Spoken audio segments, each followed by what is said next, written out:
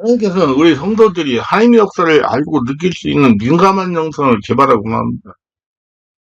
민감한 영성은 성령으로 세례받고 충만받고 성령 안에서 기둥기를 오래 하면 자꾸자꾸 내가 하늘나라가 되기 때문에 민감해집니다. 하나님은 영이십니다. 즉 쉽게 표현하면 영은 형태가 없습니다. 하나님은 형태가 없어요. 그래서 우리는 통해서 그 형태를 만들어가고 계신 것입니다. 하나님 우리를 통해서 하나님을 나타내시는 거예요. 영은 우리 개개인에게 방출되는 파동입니다. 이 파동은 상대에게 직접적으로 감정을 느끼게 할 수도 있고 둔한 한 사람에게는 그 느낌이 없습니다. 보통 사람들은 이 영의 파동을 제대로 느끼지 못합니다. 여기는 사람의 영과 하나님의 영이 있어요. 우리가 사람의 영으로 살다가 예수님 만나서 아들 음성 파동을 듣고 살아난 후부터는 하나님의 영으로 살게 됩니다. 그 하나님의 영과 주파수가 같은 성령으로 살게 되는 것입니다. 이런 일들은 영적으로 분별할 수가 있습니다. 사람을 따라서 감성이 풍성하거나 성경에 예민한 사람이 있어요. 특히 감정적으로 예민해서 다른 사람들이 느끼지 못하는 세밀한 것을 놓치고 않고 잘 느끼는 사람이 있습니다. 이 기능들이 선부적인 것이기 때문에 노력해서 얻는 것이 아니라고 봅니다. 물론 자신에게 주어진 기능들을 훈련을 받으며 그 지닌 능력을 최대한으로 사용할 수 있다는 점에서 배우고 훈련하는 것이 중요하죠. 그러나 그 기능이 미약하거나 전혀 없는 사람에게는 배우고 훈련한 지 별로 도움이 되지 않습니다.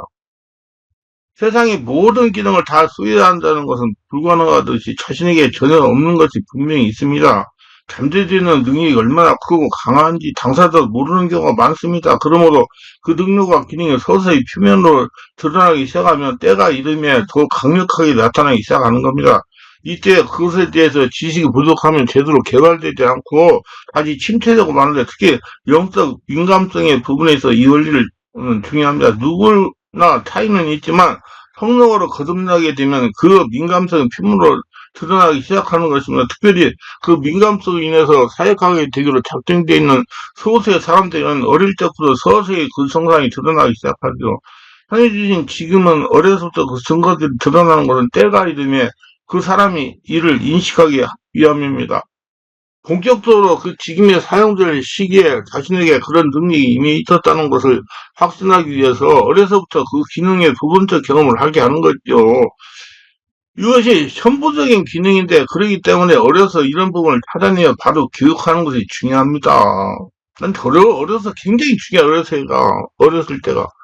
그러니까 일반적으로 평범한 사람들에게 있어서 이 특성은 좀처럼 드러나지 않고 잠재되어 있거나 특별한 계기가 아니면 찾기가 쉽지 않습니다. 그런 특별한 한 부분의 일을 행하도록 확정되어 있지 않고 폭력에 쓰여질 때는 일반적 성향을 지니고 있기 때문이죠. 특수한 일을 쓰임을 받을 사람은 오로지 그 기능 이외에 별로 다른 기능이 없으며 그래서 일찍부터 그 기능을 전문적으로 익힐 필요가 있지만 보편적인 일을 행할 사람은 그럴 필요가 없는 것이지 않습니까? 그걸 관심을 안 가져요. 그래 영적으로 특별한 민감한 사람은 영적인 일에 관여할 기회를 많이 얻게 됩니다. 다른 사람들이 느끼지 못하는 부분을 느낀다는 것은 당사자에게 괴로운 일이 될 수가 있습니다. 늘 환상이 보이거나 영적 증거들이 몸에 느껴지거나 영적 에너지 흐름을 느껴진다면 그건 경험하지 못한 사람도 호기심에 좋을 것이라고 생각하지만 당사자는 괴롭습니다.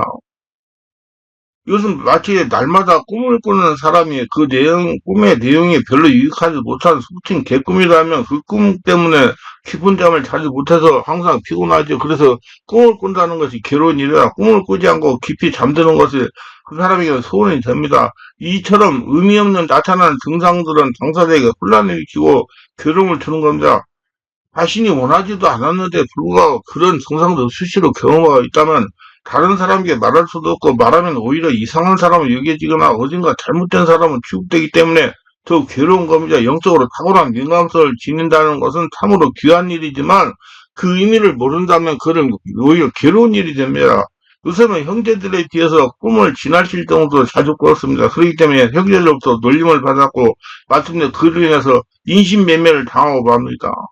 구덩이 바다에 죽을 고비를 넘겨서 유다의 조언으로 팔리잖아요.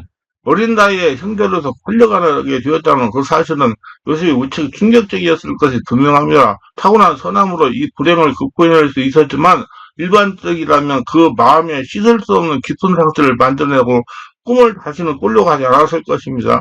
요셉은 꿈에 대한 탁월한 민감성으로 인해서 결국 외국의 총리에 오를 수가 있었습니다. 한때 자신을 불행으로 몰았던 그 꿈의 기능이 결국 자신과 가족을 구원하는 중대한 요소가 된 것입니다. 요셉은 꿈을 떼어놓고 생각할 수 없는 사람입니다. 이렇듯 영적 민감성은 천부적인 것이며 그 기능을 제대로 알고 있다면 매우 이익할 수가 있는 겁니다.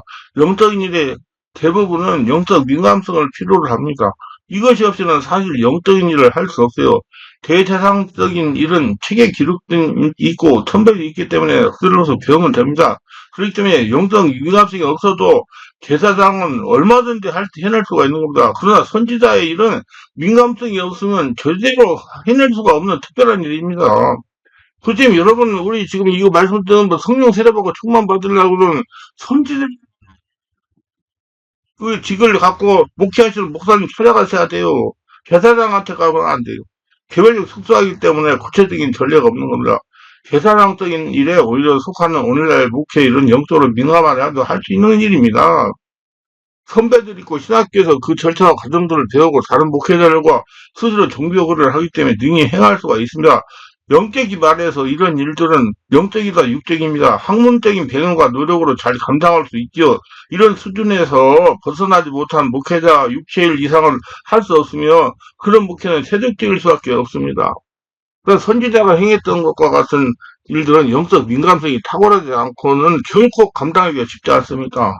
감성이 풍부해야 된다고 했죠. 내가 신의 세계를 보고 하나 되어 신답게 산다는 책에서 잘 설명해 놨습니다. 이것은 다른 사람을 흉내내서도 될 일이 아니며 자신의 노력으로 되는 것도 아닙니다. 더욱이 성경을 열심히 상고한다고 되는 일은 더욱 아닙니다.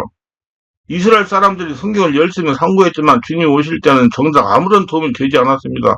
영적 민감성은 하나님의 계시하심을 받아내는 중요한 기능입니다. 이것이 없으면 특별히 자체적으로 하나님의 주권적인 역사를 경험할 수 있지만 일상에서 하나님의 계시하심을 직접 파악하고 이해할 수 없습니다. 그래서 저는 이런 우리 성도들을 다 영적인 민감성을 깊어지고 강해지라고 몰라 검토해 깊은 기도를 계속합니다. 2시간 이상씩. 그래야지 영적으로 민감해지고 바르게 알 수가 있어요. 성경도 바르게 깨달을 수가 있고.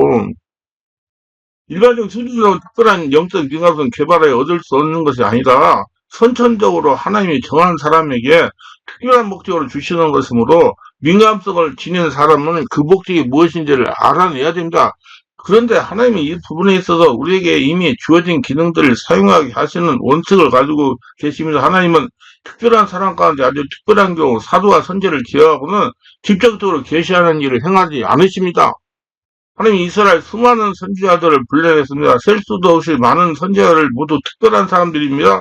그런데 모든 선지자들을 다 특별한 방법으로 인식시키는 것이 아닙니다. 우리가 성경에서 만난 일부 선지자들의 경우 그들에 대한 기록의 서두에서 여호와의 말씀이 모는 뭘 모시에 선지자 모모에게 임하이라고 기록하여 있을과 그 선지자를 하나님이 개별적으로 불러냈음을 알 수 있습니다. 그리고 그런 부르심을 받은 선지자는 즉각 순종해서 선지자의 길로 나갔습니다. 그러나 그 길을 밖에 대부분의 이름 없는 선지자들은 그런 개별적 부르심이 없이 선지자 일을 행했습니다. 특별히